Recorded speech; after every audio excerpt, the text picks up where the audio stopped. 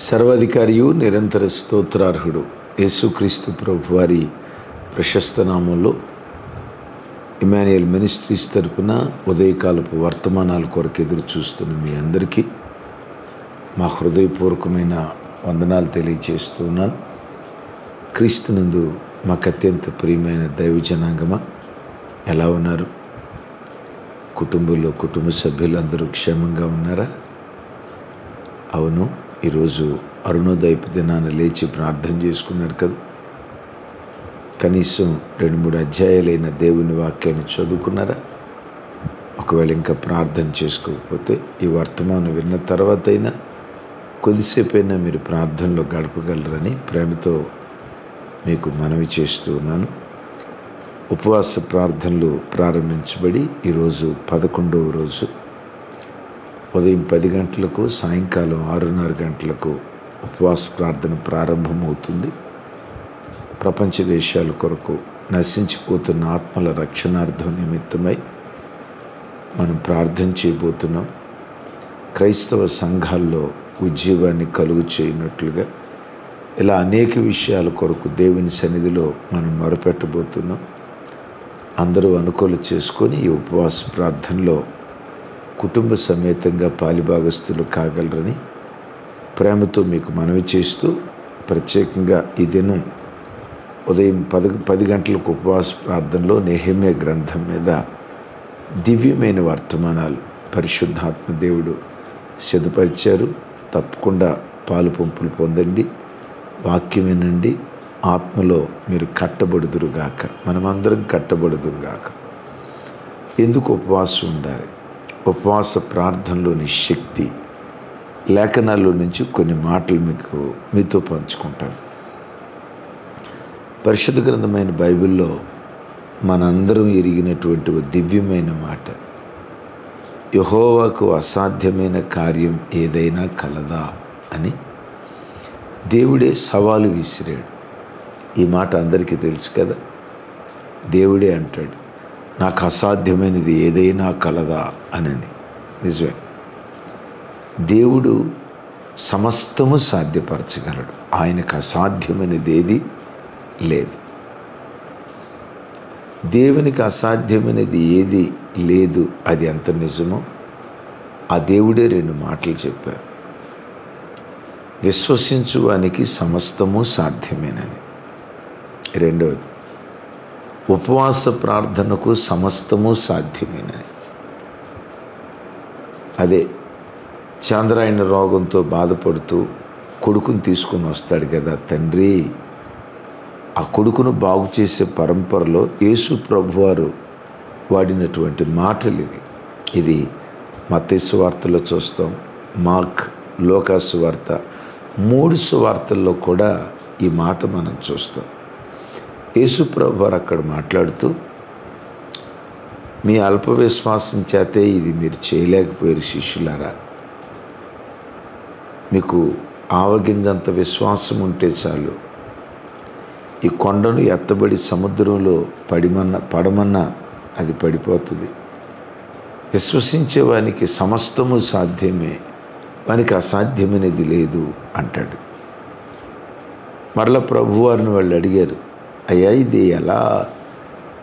మేం చేస్తే దయ్యం బాలేదు, మీరు చేస్తే ఎందుకు పోయింది అంటే ప్రభువారు అక్కడ వాడిన పదం ఉపవాసము ద్వారానే, ప్రార్థన ద్వారానే ఇది సాధ్యం, కానీ మరి దేని ద్వారా సాధ్యపరచబడదు. అంటే అసాధ్యాలను సుసాధ్యం చేయగలిగిన శక్తి నంబర్ 1 విశ్వాసానికి ఉంది, నంబర్ 2 ఉపవాస ప్రార్థనకు ఉంది. విన్నారా? అసాధ్యాలను సుసాధ్యం చేయగలిగిన శక్తి దేవునికి ఉంది అనేది ఎంత వాస్తవమో ఆ దేవుడే చెప్పిన మాట. దేవునికి ఉన్నంత శక్తి నీ విశ్వాసానికి ఉంది, దేవునికి ఉన్నంత శక్తి ఉపవాస ప్రార్థనకు ఉంది. విన్నారు ఈ మాట? దేవునికి ఎంత శక్తి ఉందో మరోసారి చెప్తా. దేవుడు ఎంత శక్తివంతుడు, దేవుడు ఎంత గొప్పోడు, ఎలాంటి అసాధ్యమైన కార్యాలు సుసాధ్యం చేయగలడో ఆ దేవునికి ఉన్న శక్తి విశ్వాసానికి ఉంది, ఉపవాస ప్రార్థనకు ఉంది. విన్నారా? ఎలాంటి విశ్వాసం? ఆవగింజంత విశ్వాసం. అంటే ఆవగింజ అంటే మరి ఏదో చిన్న విశ్వాసం ఉంటే చాలు అని కాదు. ఇప్పుడు ఆవగింజ ఉంది, గుమ్మడికాయ ఉంది. గుమ్మడికాయంత విశ్వాసం అనలేదు ప్రభు. ఎందుకో చెప్పమంటారా? గుమ్మడికాయని అట్లా పైకెత్తి వదిలేసామనుకోండి, మొక్కలు బ్రద్దలు చిందరవందరైపోతాయి, పగిలిపోతాయి. అదే ఆవగింజని ఎత్తేసేస్తే పగలదు. అంటే బ్రద్దలు కాని విశ్వాసం. రెండోది, ఇప్పుడు ఈ తాలింపులో ఆవాలు వేస్తారు కదా కూర వండేటప్పుడు. మంచిది, 1 గంట కూర వండాం, ఉడికించాం. ఆ కూర ప్లేట్లో వేసుకుంటే టమాటా తొక్కలు రూపాంతరం చెందుతాయి. అసలు టమాటా వేస్తే చివరికి తొక్క అది మిగిలిపోతుంది, తోలు మిగిలిపోతుంది, అన్నీ మారిపోతాయి. అయితే ఆవగింజ చూడండి, గుండ్రంగానే ఉంటుంది, రూపాన్ని కోల్పోదు. అంటే ఆవగింజ విశ్వాసం అంటే చిన్న విశ్వాసం కలిగి ఉండండి అని కాదు.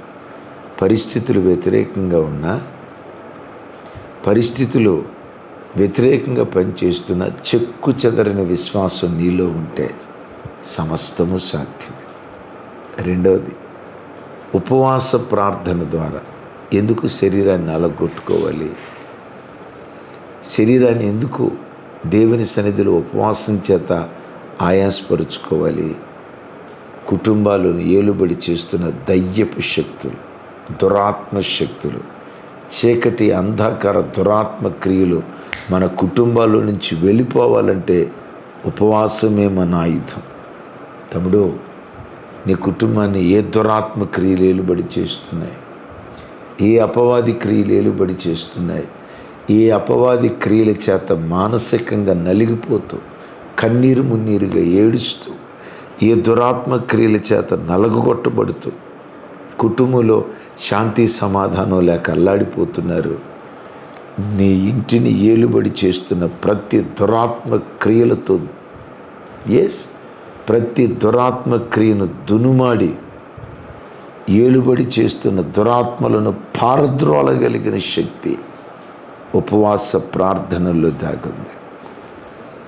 ఆ చిన్నోడి సంగతి, అదే చాంద్రాయణ రోగంతో పీడించబడుతున్న వాని సంగతి, ఆ దయ్యం వాడిని పట్టడాన్ని బట్టి వాడు పండ్లు కొరుకుచు, కేకలు వేయచ్చు, నొరగలు కక్కుచు, నీళ్లు కనపడినా చాలు వాడు నీళ్ళల్లోనూ నిప్పుల్లోనూ పడిపోతా తను తాను గాయపరుచుకుంటున్నాడట.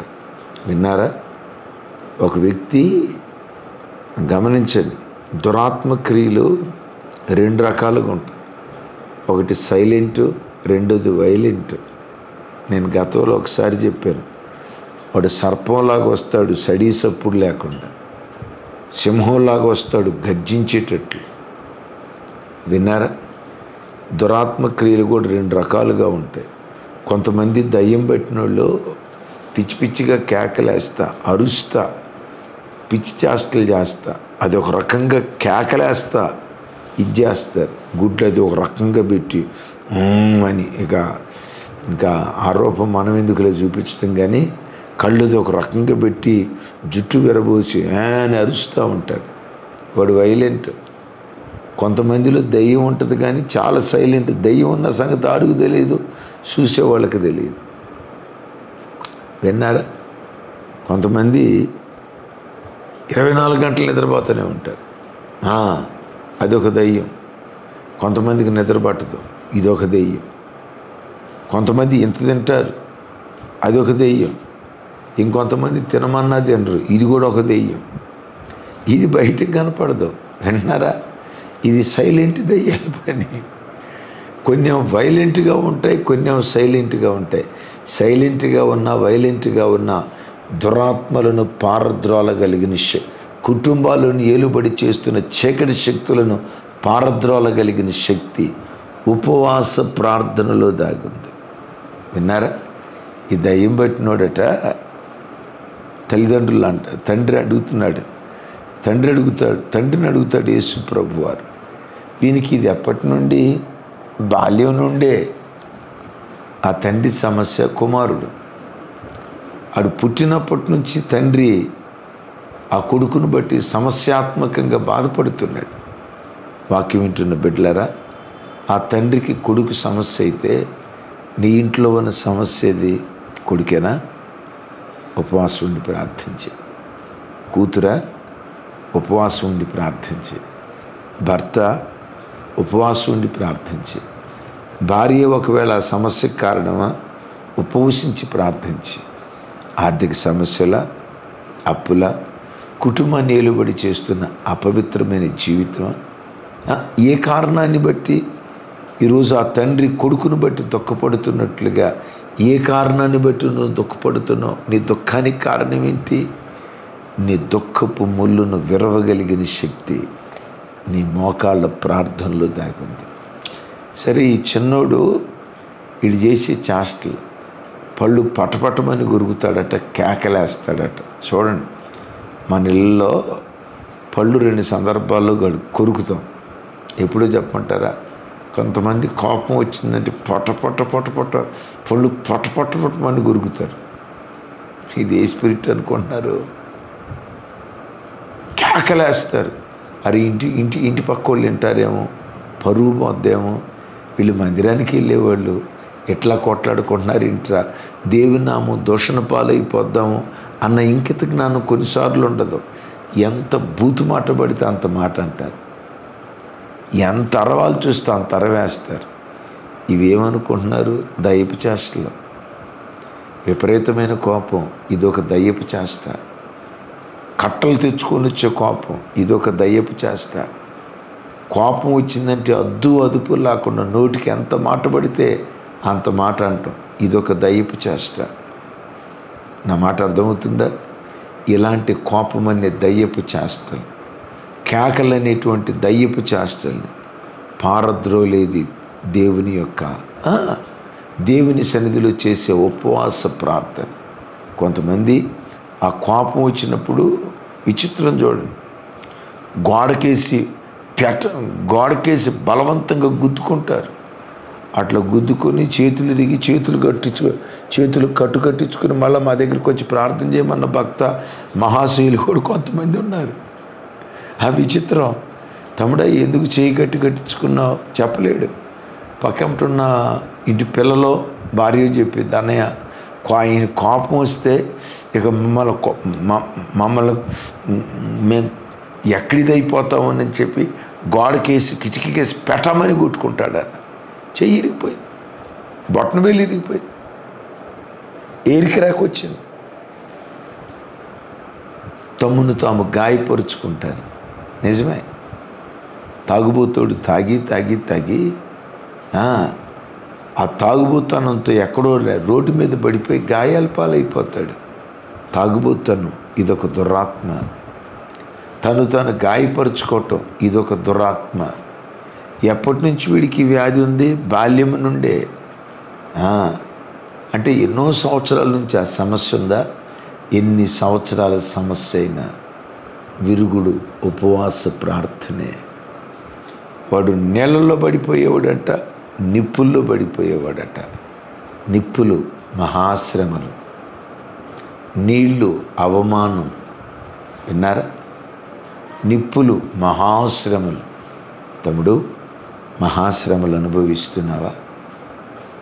నిప్పులు కొలిమిలో కాల్చబడుతున్నావా? సమస్యలు కొలిమిలో కాల్చబడుతూ బ్రతకాలో చావాలో అర్థం కాక భయానకరంగా పరిస్థితి మారిపోయిందా? నిప్పుల్లో పడిపోయి కాలిపోయేటువంటి బ్రతుకులను కాపాడే శక్తి, అందులో మరెన్నడూ పడిపోకుండా విడిపించగలిగిన శక్తి ఉపవాస ప్రార్థనకే సాధ్యం. నీళ్ళల్లో పడిపోతున్నారు. నీళ్ళు దేనికి గుర్తు? నిందలు, అవమానాలు. ఒకవేళ ఈ వాక్యం వింటున్న తమ్ముడా, చెల్లి, కుటుంబంలో కొన్ని పరిస్థితులను బట్టి అవమాన పాలైపోయావా? వీడు పిల్లల్ని పెంచలేకపోయాడు. ఉద్యోగం అయితే పెద్ద ఉద్యోగమే చేస్తున్నాడు, కానీ మనిషి చూస్తే పెద్ద మనిషిలాగా ఉంటున్నాడు, కానీ పిల్లల్ని పెంచడం ఈయనకి చేతగాల. కూతురు చూడు ఎట్లా దారి తప్పిందో, నిందపడ్డావా? కొడుకు చూడు ఎట్లా దారి తప్పాడో, నిందపడ్డావా? ఇలా బ్రతుకులు ఎప్పుడూ అప్పులే, నిందపడ్డావా? వీళ్ళు దేవుణ్ణి నమ్ముకున్నానన్నారు, చూడు వాళ్ళ కుటుంబాలు ఎట్లున్నాయో, నిందపడ్డావా? ఏ నీళ్ళలో నువ్వు పడిపోయినా నేను చెప్తున్నా, ఈ దయ్యపు క్రియల నుంచి మన కుటుంబాలు నేలుబడి చేస్తున్న ఈ అంధకార చీకటి శక్తుల నుంచి నీకు నాకు విడుదలివ్వగలిగిన శక్తి ఉపవాస ప్రార్థనలోనే ఇది సాధ్యం. ఇలా దేవుని సన్నిధిలో ఉపవాసంతో శరీరాన్ని ఆయాసపరుచుకుంటూ ప్రార్థన చేస్తే యేసయ్య 40 రోజుల ఉపవాస ప్రార్థన అపవాది మీద జయమివ్వలేదా? దురాత్మల మీద జయమివ్వలేదా? దురాత్మలను దునుమాడి సైతానుగాడి తలను యేసయ్య చితకగొట్టలేదా? కారణం ఏంటో చెప్పమంటారా? ఉపవాసం. నేను మరలా చెప్తున్నా, దేవునికి ఎంత శక్తి ఉందో ఉపవాస ప్రార్థనకు అంత శక్తి ఉంది. దేవుడు ఏదైనా చేయగలడు. షారాతో అంటాడు, షారా, యెహోవాకు అసాధ్యమైనది ఏదైనా కలదా? ఏదైనా కలదా? ఆయనకు సమస్తము సాధ్యమే. ఆ తల్లి శరీరములో ఋతుక్రమం ఆగిపోయింది, ఋతుచక్రం ఆగిపోయింది. పిల్లలు పుట్టడం అసంభవం. వినండి, అసంభవం. ఋతుచక్రం నిలిచిపోయింది. అందరూ అసాధ్యమంటే సుసాధ్యం చేశాడు దేవుడు. ఆ దేవుని సన్నిధిలో ఉపవాసం ఉండి ప్రార్థన చేస్తే ఆ దేవునికి సమస్తము ఎలా సాధ్యమో ఉపవసించి ప్రార్థించే ప్రార్థనా పరుడు కూడా సమస్తము దేవుడు సాధ్యపరుస్తాడు. ఉద్యోగ ద్వారాలు శారమ్మ గర్భం బెగబట్టుకుపోయినట్లు, ఉడికిపోయినట్లు, గర్భం అట్లా మూతవేయబడిపోయినట్లు ఉద్యోగ ద్వారాలు మూసుకుపోయాయా? వచ్చే అవకాశాలు మూసుకుపోయాయా? నీకు వస్తుందనుకున్న ఆర్డర్ రాకుండా మూసుకుపోయాయా? ఏ ద్వారాలు మూసుకుపోయాయి? ఒకసారి చూడు. సాతాను ఏ మార్గాలు బెగబట్టాడు? ఒకసారి ఆలోచించు. దేవుని సన్నిధిలో ఉపవాసం ఉండి ప్రార్థన చేస్తే సైతానుగాడు ఒక్క మార్గం మూస్తే దేవుడు 7 మార్గాలు తెరుస్తాడు. దేవునికి సమస్తము సాధ్యమే. విశ్వాసంతో కూడిన ఉపవాస ప్రార్థనకు సమస్తము సాధ్యమే. రండి, ఇంకా 10 రోజులు 11 రోజులు మాత్రమే ఉంది. కుటుంబాలుగా పాలుందండి. ఈ వారంలో శుక్ర, శని, ఆదివారాలు సెలవు దినాలు కదా. మీకు ఏమాత్రం అవకాశం ఉన్నా మందిరానికి రండి. మందిరంలో ఉండటానికి అనుకూలతుంది. తప్పకుండా కలిసి ప్రార్థన చేద్దాం. కుటుంబాలను ఏలుబడి చేస్తున్న దురాత్మలు పాతాళములు త్రొక్కివేయబడును గాక. ఈరోజు ఉదయం 10ంటికి ఉపవాస ప్రార్థనలో కలుసుకుందామా? ప్రార్థన. తండ్రి, మాతో మీరు మాట్లాడిన శ్రేష్టమైన మాటలకై స్తోత్రాలు. మీకు సమస్తము సాధ్యమే. మీ మీద విశ్వాసం ఉంచిన వానికి, విశ్వాసంతో ఉపవసించి ప్రార్థించేవానికి సమస్తము సాధ్యమేనని, మీరెంత శక్తివంతులో ఉపవాస ప్రార్థన చేసేవారిని కూడా మీ వంటి వారిగా మీరు మారుస్తున్నందుకు స్తోత్రాలు. మా కుటుంబాలను ఏలుబడి చేస్తున్న దయ్యపు క్రియలు యేసు నామం పేరిట పాతాళములో త్రొక్కివేయబడును గాక. దురాత్మ క్రియలు యేసు నామం పేరిట పాతాళములో బంధించబడును గాక. ఎందరైతే ఈ ప్రార్థనలో ఏకీభవిస్తున్నారో విశ్వాస వీరులై ఉపవాస ప్రార్థన యోధులుగా మార్చబడి దురాత్మ క్రియలను పాతాళములో త్రొక్కివేయుదురుగాక. ఏ కుటుంబాల్లో ఈ దురాత్మ క్రియలు పనిచేస్తున్నాయో ఈ ఉపవాస ప్రార్థన దినాల్లోనే ఆ దురాత్మ క్రియలు యేసు నామం పేరిట లయమైపోవునుగాక. కోకటి వేళ్లతో సహా వాడి ఆనవాళ్ళు మా కుటుంబాల్లో ఎన్నడూ కనపడకుండా యేసు నామం పేరిట నేలమట్టం చేయుదురుగాక. చేతులెత్తి నీ ప్రజలను దీవిస్తూ యేసు నామంలో ప్రార్థించి స్తుతించి పొంది ఉన్నాం తండ్రి. తండ్రి అయిన దేవుని ప్రేమ, కుమారుడైన యేసుక్రీస్తు వారి దివ్యకృప, పరిశుద్ధాత్మ దేవుని సహవాసం మనకు సకల పరిశుద్ధులకు సదా తోడయుండి నడిపించునుగాక. ఆమేన్, ఆమేన్, ఆమేన్. Thank you.